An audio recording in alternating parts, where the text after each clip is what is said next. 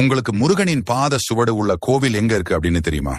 முருகனின் அருளால் தான் இன்னைக்கு எங்கள் முருகன் ஆராதனை வீடியோ கண்ணில் பட்டு இருக்கிறது. உங்களுக்கு முருகனோட திருவடி சுவடுகளை பார்க்க வேண்டும் என்றால் வேலூர் மாவட்டம் காவேரி பக்கதிக்கு அருகில் மங்களம் என்ற ஊரிலிருந்து 2 கிலோமீட்டர் தொலைவில் உள்ள ஞானமலை திருக்கோவிலுக்கு தான் போகணும். 1300 ஆண்டுகள் பழமை வாய்ந்த கோவில் இது. இதை பல்லவர் மன்னர்கள் கட்டியது. குறமகள் வள்ளியை கரம் பிடித்த முருகப்பெருமான் வள்ளி மலையிலிருந்து திருத்தணி செல்லும் வழியில் ஞானமலையை கண்டார். அப்போது அவர் இங்குதான் தங்கினார். அதனால் தான் முருகனின் பாத சுவடுங்கள் இன்றளவிலும் அங்கு காட்சி கொடுக்கிறது என்று கூறுகிறார்கள். இங்கு பிரம்ம சாஸ்திரா வடிவில் முருகன் காட்சி கொடுக்கிறார். அதாவது பிரம்மனுக்கு வேத ரகசியத்தை சொன்ன வடிவம்தான் இது.